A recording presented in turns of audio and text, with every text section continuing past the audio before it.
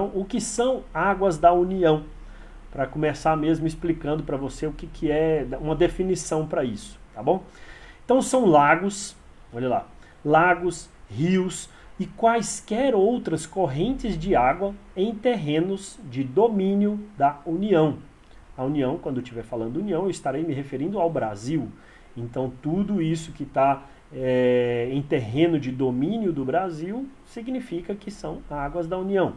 Ou, né, isso é uma definição, outra definição, ou que banhem mais de uma unidade da federação. Nossa, Paulo, o que é a unidade da federação? Um estado. Né? Se uma mesma corrente de água, se um mesmo lago, se um mesmo rio, ele estiver banhando ao mesmo tempo, né, numa margem do rio ou numa margem do lago, for um estado, e na outra margem do lago, na outra margem do rio, for outro estado, ele automaticamente é considerado água da União, ok? Ou que serve de limite com outro país também. De repente está um rio, um lago que está fazendo limite com outros países aqui da América do Sul, então serão considerados também. Ou eles vão para lá, né? Ou eles vão se estender no território. Por exemplo, sai do Brasil e entra no outro país, ou sai desse outro país vizinho e entra no país. Tudo isso é considerado águas da União. Outra definição para águas da União é o quê? São depósitos, né? Canais, tudo que tiver, por exemplo, sobre a administração do Departamento Nacional de Obras contra as Secas, que é o DENOX, ou da Companhia do Desenvolvimento do Vale de São Francisco, também, né, que é a Codevasf, serão considerados águas da União, tá certo? Ah, Paulo, mas e de repente o rio que só está aqui dentro do meu estado, o lago que só está dentro do meu estado, em questão de regularização de produção de peixe, ele não entra, ele não se enquadra como águas da União, tá certo? E esse ele fica somente como águas estaduais.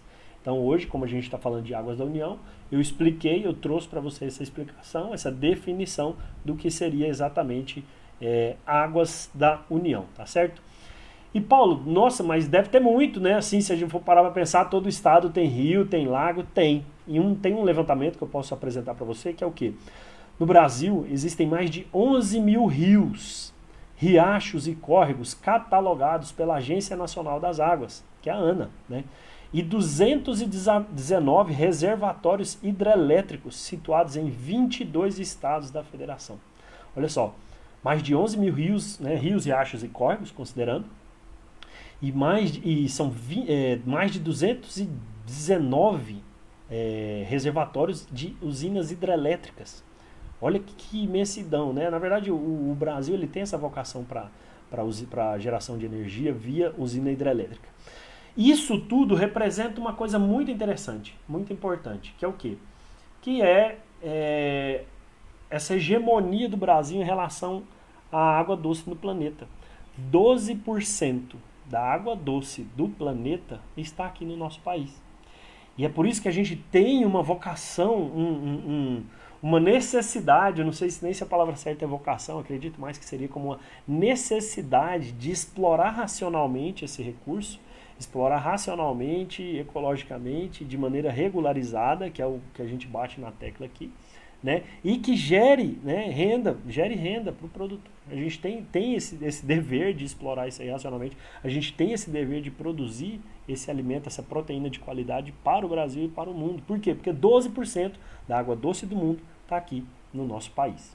Ok?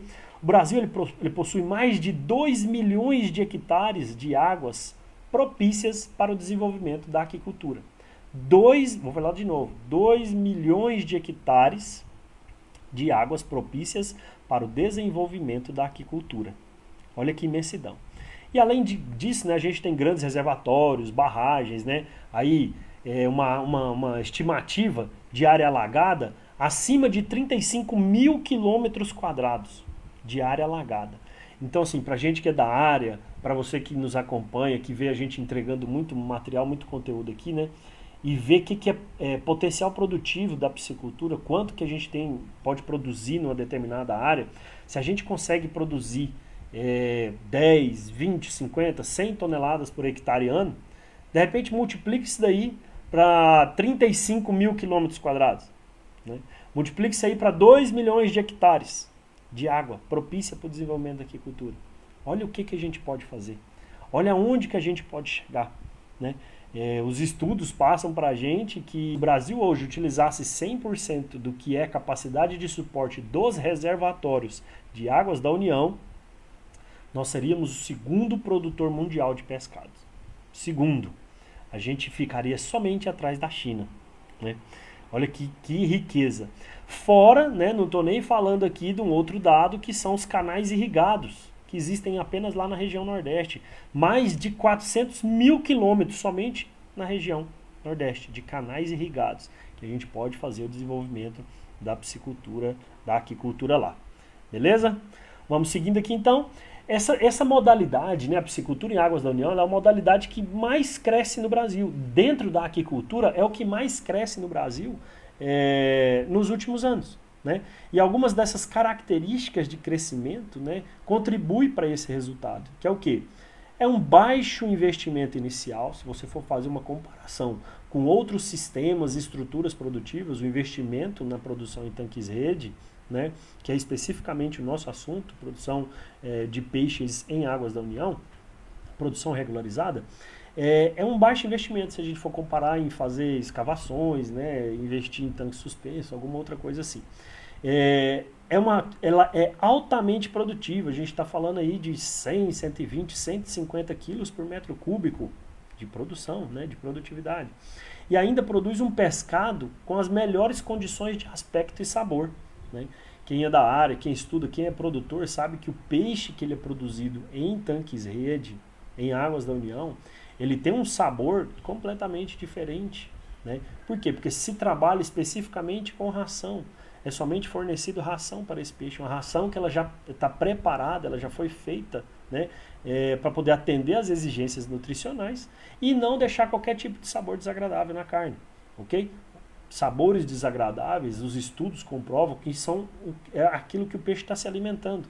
De repente, se ele tiver, é um peixe que é pescado, tem aquele gosto de barco, não sei, está comendo alguma coisa que ele não deveria comer, né? Então, assim, a produção, esse tipo de produção, ele facilita, ele melhora demais essa questão de aspecto e sabor da carne, certo?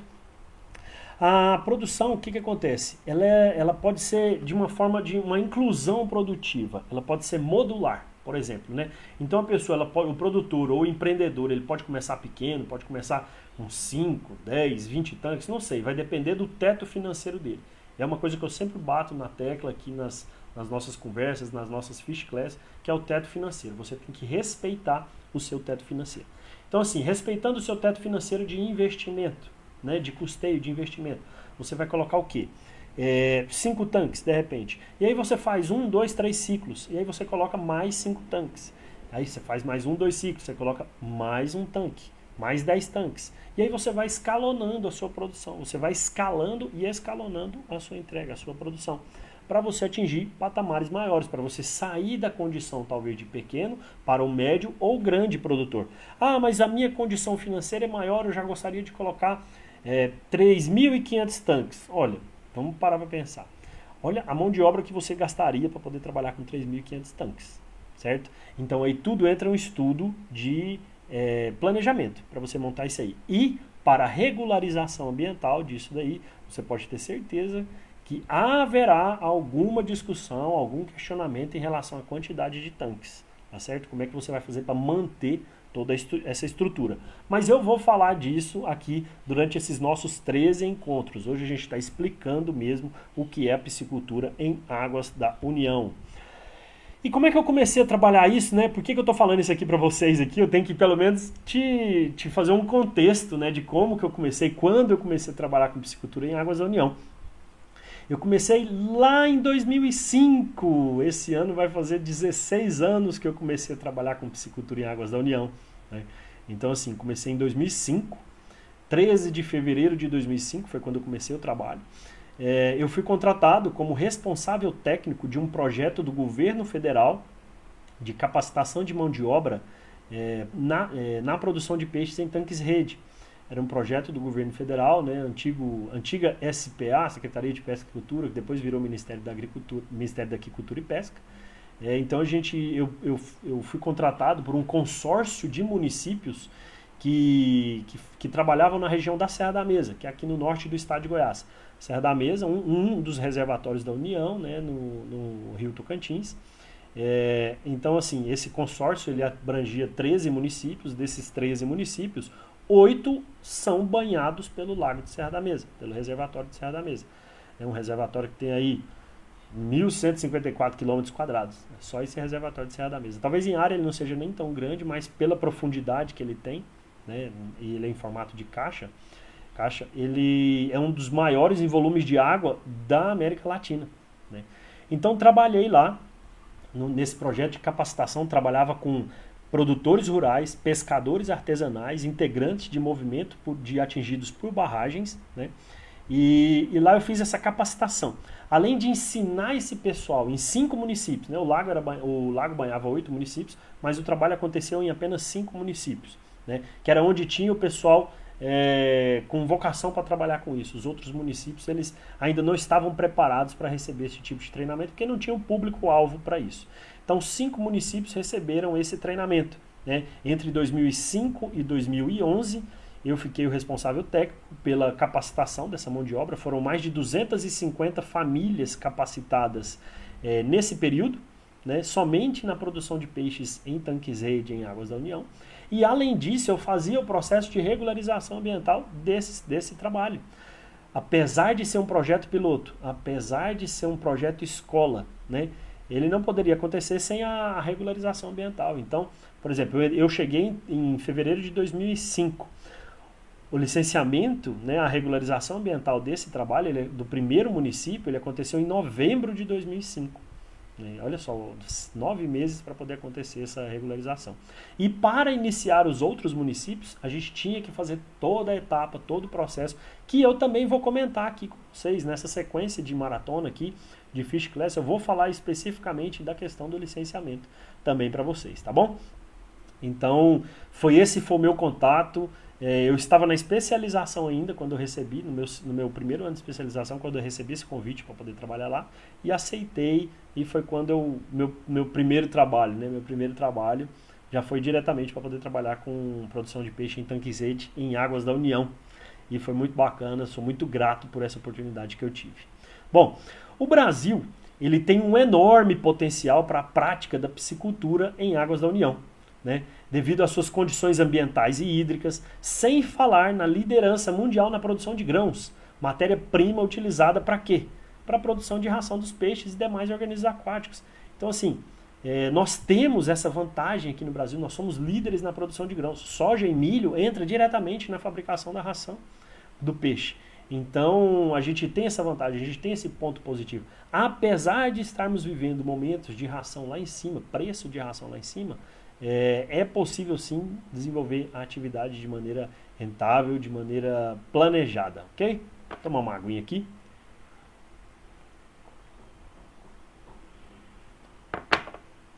Vamos lá.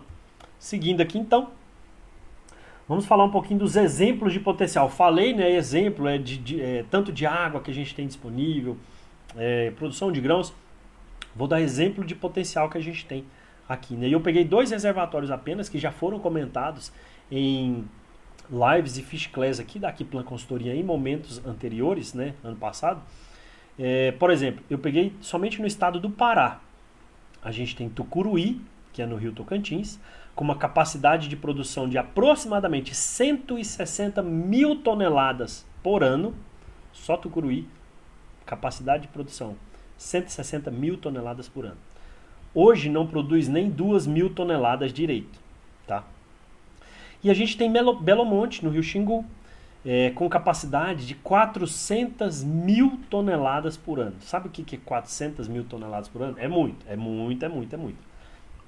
Hoje o Brasil, no último dado de produção nacional, foi quase 760 mil toneladas. O Brasil inteiro produziu quase 760 mil toneladas. Somente Belo Monte, no Rio Xingu, lá no Pará, tem capacidade de 400 mil. Ou seja, mais do que a metade do que o Brasil inteiro produz hoje, Belo Monte é capaz de produzir.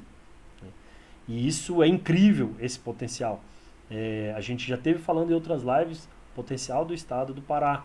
O estado do Tocantins também tem um potencial enorme, mais de 200 mil toneladas. E outros estados, outros reservatórios aí, de águas da União, que é o tema da nossa maratona, que é possível desenvolver um trabalho espetacular, desde que esteja 100% regularizado, né, que tenha acompanhamento técnico, e enfim, você tenha todos os protocolos e boas práticas de produção. Seguindo aqui então, eu comentei, eu quero retornar aqui um pouquinho, né, na última década houve um aumento nessa questão da taxa de crescimento da aquicultura, principalmente porque novos empreendedores voltaram o seu olhar para a produção de peixe, principalmente essa questão em Águas da União. É um dos trabalhos que eu mais faço, regularização de produção de peixe em Águas da União. É uma das maiores demandas que eu tenho hoje aqui na Aquiplan Consultoria. Então, assim, a profissionalização do setor trouxe muito isso, trouxe muito bem isso. Os nossos eventos nacionais trouxeram, apresentaram ao Brasil essa profissionalização do setor, né? Empresas fabricantes de tanque-rede, empresas fabricantes de ração, empresas de consultoria e assistência técnica, como é o caso da Aquiplan Consultoria, empresas outros insumos, né, alevinos de peixes também. A gente tem aí as melhores genéticas aí aqui no Brasil para poder trabalhar. Enfim, toda essa profissionalização trouxe o empreendedor esse olhar para a piscicultura, principalmente para a piscicultura em Águas da União, né? E características ambientais favoráveis também, né? Nosso clima, né? As regiões também favorecem isso daí. Porém, apesar disso tudo, a produção nacional ainda é baixa quando comparada com outros países, né? A gente até comentou isso aqui. Com menor potencial hídrico e condições ambientais menos favoráveis do que a nossa. E eu vou falar uma coisa que você já deve ter escutado eu falar. Quando a gente compara o Brasil com o Egito, né? O que tem lá no Egito? Areia, deserto, camelo, pirâmide. E é ótimo, eu quero conhecer o Egito ainda, mas não entra na minha cabeça ele produzir mais peixe do que o Brasil, porque a gente tem milhões de vezes mais água do que lá, né? Então, assim, é o nosso mercado a ser conquistado, é a nossa obrigação, pelo menos eu considero minha obrigação, meu propósito enquanto consultor na área, é desenvolver a piscicultura no país. Fazer daqui 5, 10 anos, como eu já tive entrevista, como eu fui entrevistado no ano passado, no Aquishow Brasil, eu falei, eu quero que daqui 5, 10, 15 anos o pessoal olha para trás e fala assim, caramba, aquele movimento de lives, aquele movimento online que começou com a Aquiplan Consultoria e vários outros players aí, em 2020, representou hoje um aumento de 25% na produção nacional. Quem sabe, né? Quem sabe a gente consegue fazer isso. Para a grande maioria dos aquicultores, né, a regularização ambiental é um grande gargalo, é o grande desafio da produção, é você regularizar a sua produção em Águas da União. Muitas vezes o desconhecimento de algumas informações ou procedimentos da regularização aquícola faz com que os produtores tenham dificuldades de acesso a crédito e novos investimentos em tecnologia e acesso ao mercado consumidor, certo? Pode causar essa desinformação em relação à regularização ambiental, ela pode trazer dois problemas sérios, né? E eu tenho até exemplos disso aqui para mostrar para vocês.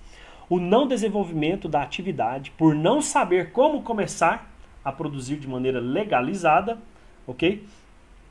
Então, às vezes a pessoa ele não empreende, ele não se torna um produtor de peixe em Águas da União, por quê? Porque ele acha que aquilo não existe, não é para ele não sabe que ele tem que regularizar, entendeu? É aquela coisa confusa. Outro problema, né? É a possibilidade da aplicação de multas e embargos na produção. Né? A gente está falando de Águas da União, a gente está falando de um recurso, né, valiosíssimo que é a água. Então, se o empreendedor não demonstrar pelo menos o mínimo interesse na regularização da atividade, que é o quê? Que são os protocolos. Né? Faz o protocolo solicitando a regularização. Se ele não tiver pelo menos isso numa fiscalização, ele pode ser enquadrado como multa ambiental. E para quem é da área sabe o que são valores de multa ambiental, quando está falando de crime ambiental. Ok? Um exemplo aqui, por exemplo, né, eu já atendi um pescador artesanal, né, eu trabalhei com pescadores artesanais durante um bom tempo da minha vida aí, mais ou menos 10 anos trabalhando com esse pessoal, com esse público. Ele morava na beira do lago de Serra da Mesa, né, e ele sempre via, ele fazia, como ele era pescador artesanal, ele fazia trabalho de piloteiro também para algumas pousadas, né, então ele sempre via alguns tanques-redes instalados próximos a algumas pousadas, que ele prestava serviço. E ele tinha uma área muito bacana na frente dele, eu conhecia a casa dele, né? Eu olhava aquela área e falei, nossa, essa área aqui é tão boa, dava para ele produzir aqui, né? Fazer uma renda complementar para a família aqui. Mas por desconhecimento, ele nunca iniciou sua produção, por não saber que era possível solicitar uma área. Sabe o que ele achava? Ele achava que aquilo era só para gente rica. Na cabeça dele era claro que a produção de peixe em tanque-rede era só para gente rica. Por quê? Qual que era o parâmetro que ele tinha? Somente as pousadas de pescaria na Serra da Mesa tinham tanques-redes ao lado. Então ele achava que aquilo não era para ele. E na verdade era, ele poderia muito bem solicitar aquilo ali, correr aquele processo, né? E ter a sua produção. Outro exemplo, né, da segunda parte que eu expliquei, já tiveram vários casos, né, diversos produtores que começaram a produção de qualquer forma nos reservatórios, sem qualquer tipo de requerimento para regularização. No caso de Cana Brava, por exemplo, abaixo de Serra da Mesa, já tiveram alguns casos, né? E lá tem uma concessionária de energia que faz a fiscalização diária do reservatório. Por ele ser bem menor, né, do que Serra da Mesa, por exemplo, eles conseguem aí 2, 3 dias rodar o lago inteiro. Serra da Mesa você não conseguiria fazer isso, porque a extensão é muito grande, né? Então, onde eles chegavam e viam a instalação de 1, 2, 6, 10 tanques, não sei, e eles perguntavam, você tem o processo de regularização? Você já deu entrada no processo de regularização? E se não tivesse, eles pediam para retirar os tanques, sob pena de acionar batalhão ambiental, que sejam os órgãos ambientais, numa denúncia de crime ambiental, né, que poderia acarretar em elevadas multas aos piscicultores, né? Então, assim, não produzia porque não sabia que podia, que achava que era só para rico e que não sabia como que ia solicitar isso daí. O outro colocava de qualquer jeito, achava que podia ser assim, e durante a fiscalização tinha que parar, senão, ou tinha que regularizar de forma urgência, né? E de urgência, a gente sabe que tudo que vem de urgência, que não é programado, que não é preparado, tem um valor bem mais alto. Tem um custo bem mais elevado, né? Se você precisar pegar um avião hoje de urgência para fazer uma cirurgia lá em Brasília, vamos supor, estou aqui em Goiânia, eu preciso fazer uma cirurgia de urgência lá em Brasília, se eu for de carro não daria tempo de salvar minha vida, mas se eu for de avião salva. Só que quanto que vai custar para poder ir de avião daqui para lá, né? Então tudo que é de urgência vai ter um custo bem mais elevado. A regularização ambiental da aquicultura é uma ferramenta fundamental para garantir a sustentabilidade do segmento. Por quê? Porque ela promove uma harmonia entre o meio ambiente e o desenvolvimento humano, entre o meio ambiente e a produção animal, entre o meio ambiente e essa produção de proteína de qualidade que é a que a gente trabalha, né? Que é a produção de peixes em tanques-rede em águas da União.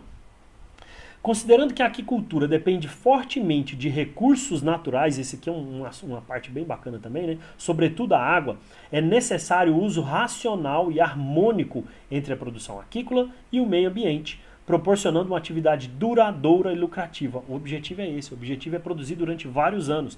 Tanto que um contrato de cessão de uso com o governo federal para a produção de peixes em tanques-rede em águas da União, ele tem duração de 20 anos.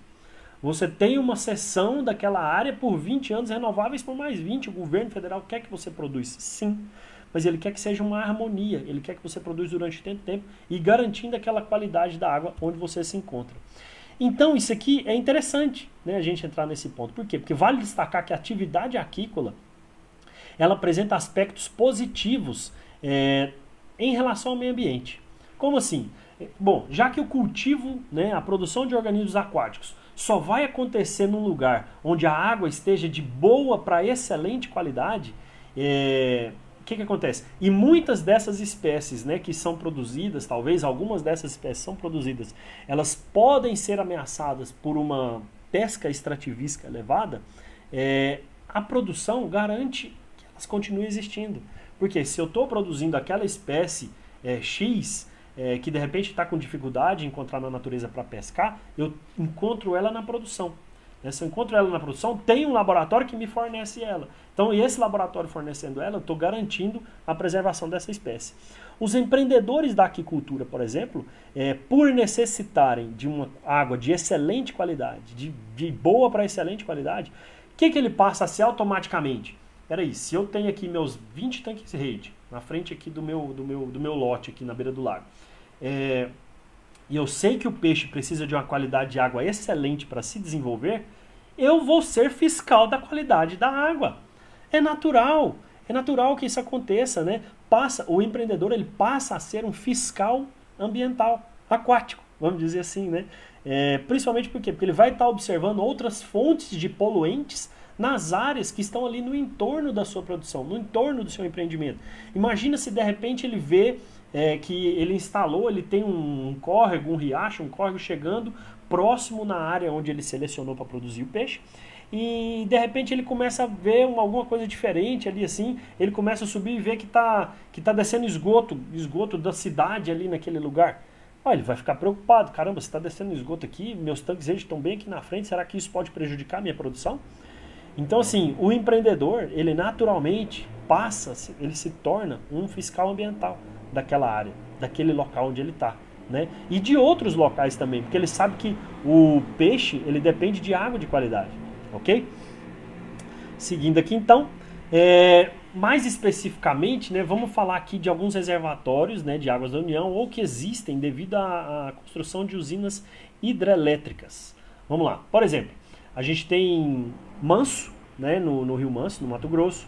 A gente tem Serra da Mesa, que eu comentei aqui, né, no Rio Tocantins, em Goiás. A gente tem Ilha Solteira, em São Paulo, na divisa de São Paulo com Mato Grosso do Sul, né, que é no Rio Paraná.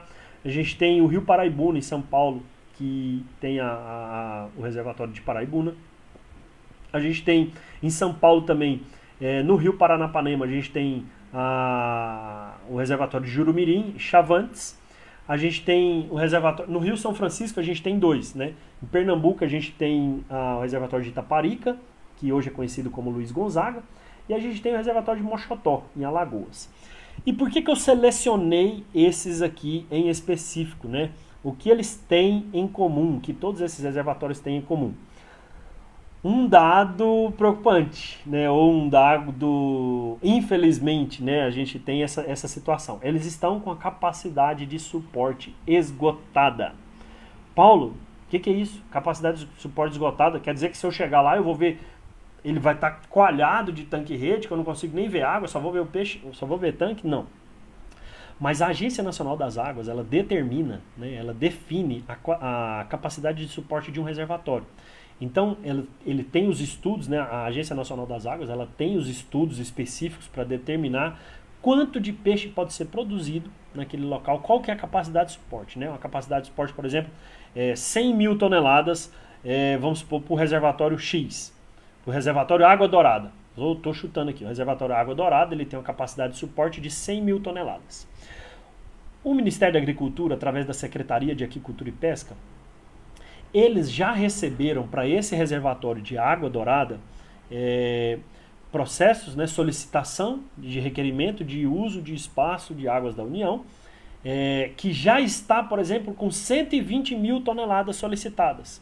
Então, peraí, se a capacidade de suporte do reservatório é 100 mil toneladas e o Ministério da Agricultura, a Secretaria de Aquicultura e Pesca, que organiza, né, que capitaneia a regularização ambiental, já teve solicitação de 120 mil toneladas, já bateu.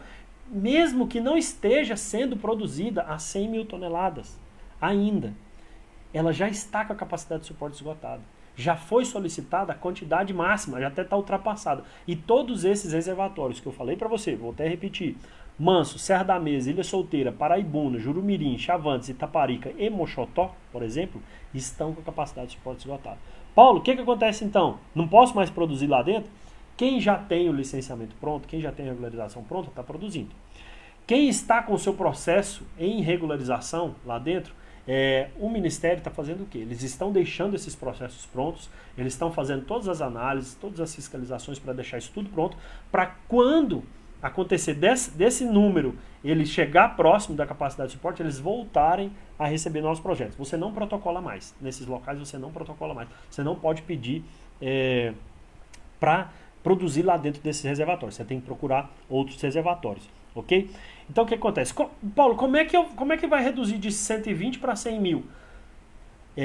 A gente está falando aí de processos, né?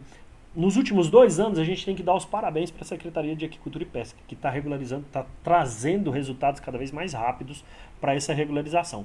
Mas até então, a gente tem processos aí de 5, de 10, de 15 anos.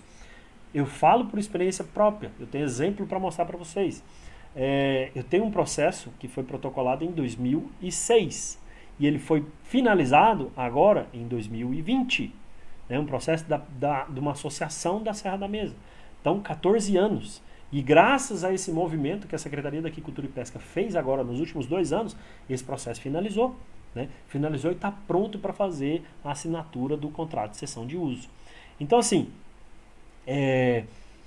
bateu. E aí o que acontece? Só que esse poderia ser um processo que, se não tivesse interesse do produtor em manter, cara, depois de 10 anos, como é que eu vou estar insistindo naquilo ali? Às vezes a pessoa desiste, às vezes o empreendedor já morreu, às vezes o requerente já morreu, às vezes ele não quer mexer mais com aquilo, já desistiu, o processo é indeferido. Então, se eu tenho 120 mil, né, para solicitação, vamos supor que eu tenho 120 solicitações de 1.000 toneladas, que dá 120 mil toneladas. Mas dessas 120 solicitações, eu consigo cancelar 30, eu baixo para 90 mil. Se eu baixo para 90 mil, eu tenho condição de trabalhar ainda dentro da capacidade de suporte. Ok? Um exemplo que eu posso trazer para vocês de um cliente da Serra da Mesa, ele deu entrada na Serra da Mesa em 2017, mas por questão de já estar com capacidade de suporte esgotada, ele teve que... o processo dele foi indeferido. Ele parou, né? Ele me procurou e falou assim: Paulo, eu tenho um processo que eu cadastrei em 2017, meu processo foi indeferido, o que eu faço? Eu falei assim: olha, muito perto de você tem uma outra associação que o processo dele está pronto para ir para assinatura de contrato de cessão de uso e você pode fazer uma alteração de requerente. E ele está muito próximo de você, ou seja, o processo que já correu está pronto e eles não querem continuar, transfere o requerente, altera o requerente para que seja assinado um contrato de cessão de uso em nome desse novo requerente. E foi aí que eu consegui fazer esse processo para ele. E ele está produzindo hoje, ele já tem até frigorífico, abatendo os peixes que ele produz lá, graças a essa possibilidade, né, de regularizar a piscicultura dele dentro de águas da União.